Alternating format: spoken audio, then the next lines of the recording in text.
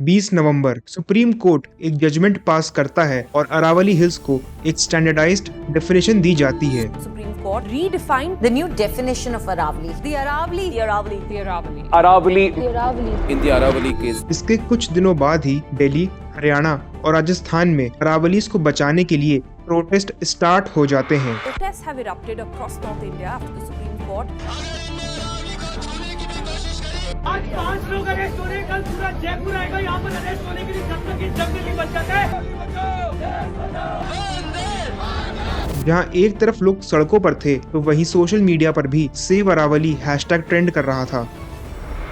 Outreach इतना ज्यादा था कि इसमें काफी मिस इन्फॉर्मेशन भी स्प्रेड हुई। किसी को समझ नहीं आ रहा था कि आखिर किस पर विश्वास किया जाए। इधर एनवायरमेंट मिनिस्टर भूपेंद्र यादव ने कहा कि 90% अरावली हिल्स सेफ हैं, तो वहीं दूसरी तरफ मीडिया आउटलेट्स ने रिपोर्ट किया कि 93% अरावली हिल्स को माइनिंग और कंस्ट्रक्शन के लिए ओपन कर दिया गया है। 90% of Aravalis in Rajasthan no longer to be protected. लेकिन आखिर रियल इशू क्या है? कोर्ट का मिसकम्युनिकेशन, लोगों का सिलेक्टिव आउटरीच या फिर मिस इन्फॉर्मेशन? सब पे एक एक करके बात करते हैं। अरावली हिल्स को इंडिया का ओल्डेस्ट माउंटेन रेंज माना जाता है क्योंकि हिमालय से भी काफी ज्यादा पुराना है। जहां हिमालयास लगभग 50 मिलियन ईयर्स पुराने हैं, वहीं अरावली हिल्स की एज करीब 2.5 बिलियन ईयर्स है, यानी कि लगभग 50 गुना ज्यादा। मतलब जब हिमालयस का फॉर्मेशन शुरू भी नहीं हुआ था, तब तक अरावलीज ऑलरेडी एक एंशिएंट माउंटेन सिस्टम बन चुका था। अरावली हिल्स 700 किलोमीटर में फैला हुआ एक माउंटेन रेंज है जो इंडिया के 4 स्टेट्स को कवर करता है: गुजरात, राजस्थान, हरियाणा और दिल्ली। इन चारों में से राजस्थान में अरावलीज का सबसे ज्यादा हिस्सा लोकेटेड है। अरावली हिल्स को एक स्टैंडर्डाइज्ड और क्लियर डेफिनेशन देने के लिए सुप्रीम कोर्ट ने 20 नवंबर को एक वर्डिक्ट पास किया। इस वर्डिक्ट के अकॉर्डिंग अरावली रीजन में ऐसा कोई भी लैंडफॉर्म जिसकी हाइट उसके लोकल रिलीफ से 100 मीटर या उससे ज्यादा होगी, उसे अरावली हिल कंसिडर किया जाएगा। सिर्फ इतना ही नहीं, उस लैंडफॉर्म के साथ साथ उसका सराउंडिंग एरिया जैसे सपोर्टिंग स्लोप्स और छोटे बड़े पहाड़ जो उस स्ट्रक्चर को सपोर्ट करते हैं, उन सभी को अरावली हिल्स का हिस्सा माना जाएगा। यानी कि सिर्फ 100 मीटर की माउंटेन नहीं, बल्कि उसके आसपास का जियोलॉजिकल सिस्टम भी अरावली का हिस्सा माना जाएगा। एडिशनली कोर्ट की दी हुई डेफिनेशन के अकॉर्डिंग अगर 2 या 2 से ज्यादा अरावली हिल्स 500 मीटर की प्रॉक्सिमिटी में है, यानी कि उनके बीच की दूरी 500 मीटर से भी कम है, तो उनके बीच के पूरे एरिया को अरावली रेंज माना जाएगा। अब जिन्हें लोकल रिलीफ का मतलब नहीं पता, उनके लिए समझना जरूरी है कि माउंटेन्स और हिल्स की लोकेशन और उनके फिजिकल फीचर्स जैसे हाइट और स्लोप ट्रैक करने के लिए टोपो शीट्स यूज की जाती हैं।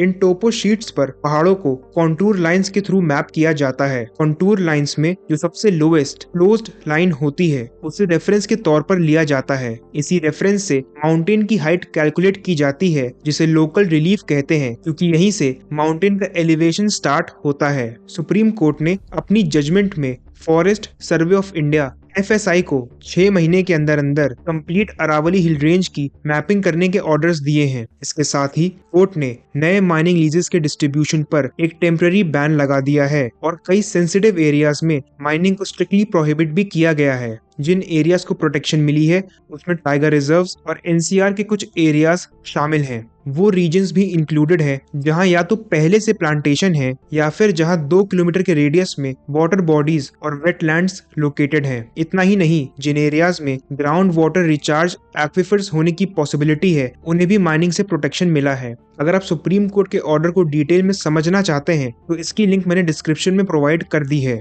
लेकिन असली सवाल ये है कि आखिर अरावली हिल्स को एक नई डेफिनेशन देने की जरूरत क्यों पड़ी? कोर्ट के अकॉर्डिंग एक बड़ा रीजन इलीगल माइनिंग है, लेकिन ये प्रॉब्लम सिर्फ इलीगल माइनिंग तक लिमिटेड नहीं है। स्टेट्स की परमिशन के बाद जो माइनिंग हो रही है वो भी इक्वली प्रॉब्लमैटिक है, और ऐसा इसलिए क्योंकि हर स्टेट में अरावली की अलग अलग डेफिनेशन है। यहाँ तक कि हरियाणा के पास अभी तक अरावली हिल्स की कोई क्लियर लीगल डेफिनेशन नहीं थी। इन्हीं लूप होल्स और कंफ्यूजन की वजह से अरावलीज को एक स्टैंडर्डाइज्ड और यूनिफॉर्म डेफिनेशन देना जरूरी हो गया था।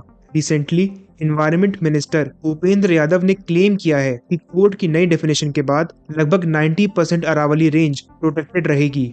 इस डेफिनेशन के आने के बाद 90% से ज्यादा एरिया प्रोटेक्टेड एरिया में आ गया। उनके अकॉर्डिंग नए माइनिंग लीजेस इशू नहीं किए जाएंगे। और अगर किसी हिल की हाइट 100 मीटर से कम है तो इसका ये मतलब नहीं होगा कि वहां पर माइनिंग अलाउ हो जाएगी। ऊपर का 100 मीटर है, नीचे खुदाई कर सकेंगे, वो नहीं। लेकिन यहाँ एक प्रॉब्लम है, गवर्नमेंट ने क्लियरली ये नहीं बताया है कि इलीगल माइनिंग को रोकने के लिए ग्राउंड लेवल पर कौन से कॉन्क्रीट स्टेप्स लिए जाएंगे। साथ ही इस बात पर भी कोई क्लियर डेटा नहीं दिया गया है कि आखिर कितने हिल्स प्रोटेक्टेड हैं और ऐसे कौन से रीजन हैं जो माइनिंग से अफेक्ट होंगे। लोगों में भी आउटरीच का रीजन यही है क्योंकि मीडिया रिपोर्ट्स और ग्राउंड लेवल पर सिचुएशन कम्प्लीटली डिफरेंट है। 2010 में FSI के किए गए एक इंटरनल असेसमेंट के अकॉर्डिंग राजस्थान, जहां अरावलीज का सबसे बड़ा हिस्सा है, वहां टोटल 12,081 हिल्स को आइडेंटिफाई किया गया था। लेकिन इनमें से सिर्फ 1,048 हिल्स यानी कि लगभग 8.7% हिल्स ऐसे हैं जो सुप्रीम कोर्ट के 100 मीटर क्राइटेरिया को मीट करते हैं। अब लोगों को यही कंसर्न है कि 92% हिल्स जो टेक्निकली 100 मीटर क्राइटेरिया से बाहर हैं, या फ्यूचर में वहां पर माइनिंग अलाउ कर दी जाएगी। इसके साथ ही एक और चौंकाने वाली बात सामने आती है। इंडियन एक्सप्रेस की रिपोर्ट के अकॉर्डिंग अरावली रेंज गुजरात, हरियाणा,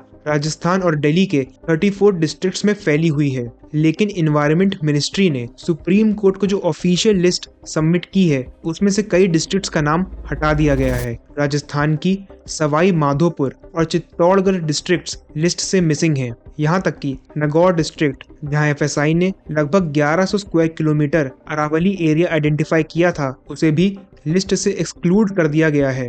राजस्थान के नागौर डिस्ट्रिक्ट का मकराना टाउन व्हाइट मार्बल के लिए फेमस है और यहाँ पर कई डेकेड से लार्ज स्केल मार्बल माइनिंग होती आ रही है। इस रीजन में 56,000 टन से ज्यादा मार्बल डिपॉजिट्स हैं और लगभग 900 माइंस हैं।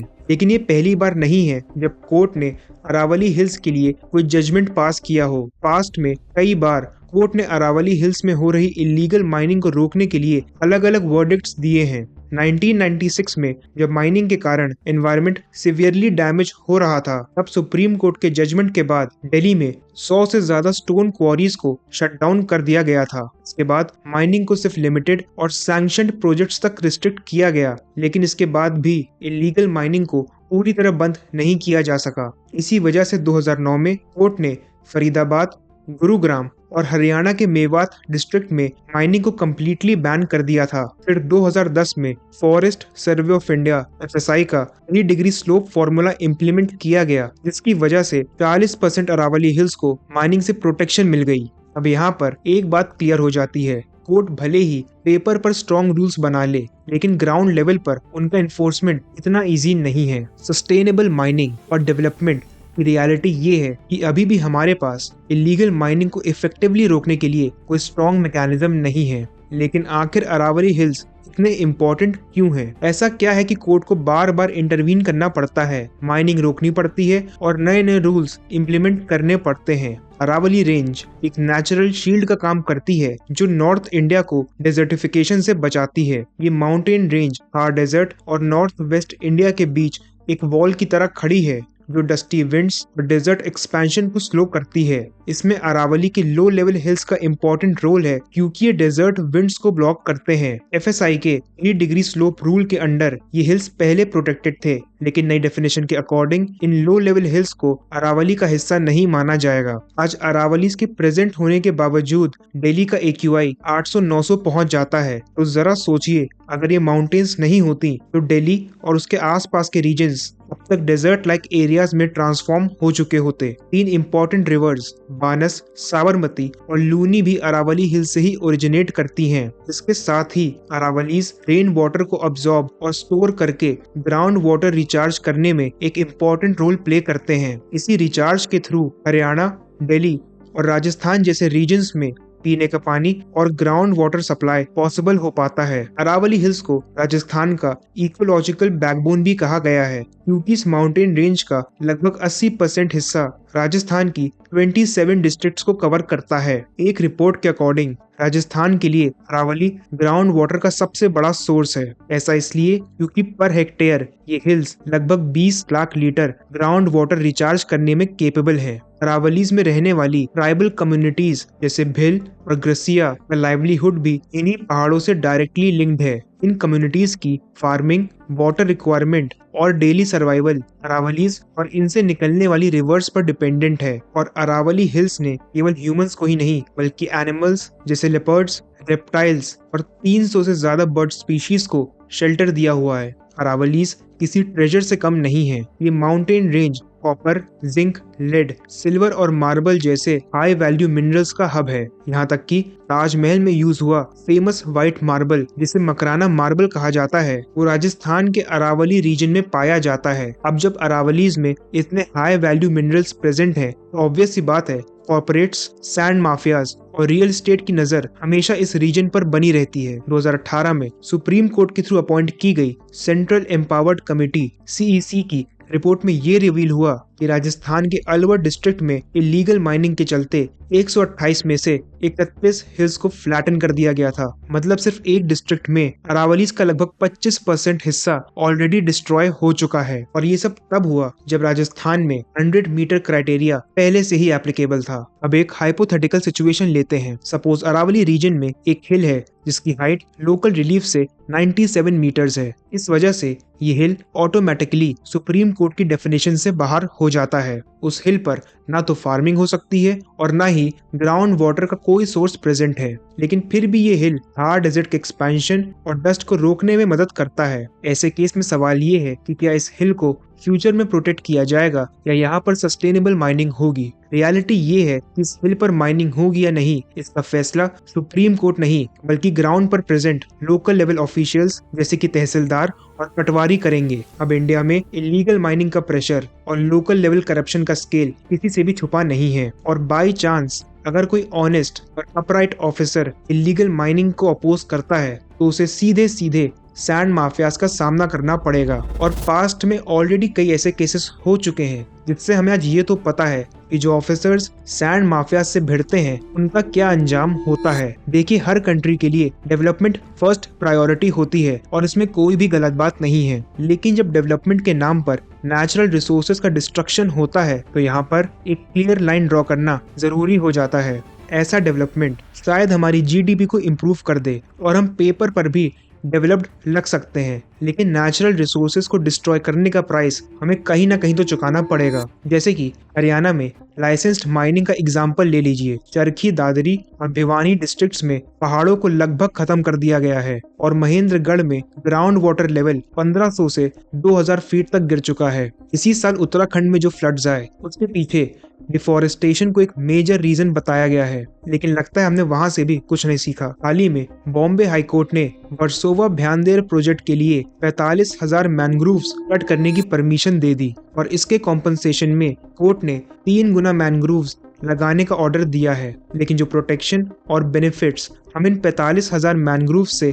आज मिल रहे थे, अब वही सेम बेनिफिट्स के लिए हमें 25 से 30 साल इंतजार करना पड़ेगा। आज हमारे सामने जापान, साउथ कोरिया और जर्मनी जैसे एग्जाम्पल्स प्रेजेंट हैं जिन्होंने डेवलपमेंट के साथ साथ नेचुरल रिसोर्सेज के प्रोटेक्शन को भी प्रायोरिटी दी। इंडिया भी ऐसा कर सकता है, लेकिन सिर्फ स्ट्रिक्ट लॉज बनाना काफी नहीं है। बिना फेवरेटिज्म किए उन लॉज को ग्राउंड पर एनफोर्स करना ही असली चैलेंज है और नेचुरल रिसोर्सेज को डिस्ट्रॉय करने के बाद उन्हें कंपनसेट नहीं किया जा सकता है।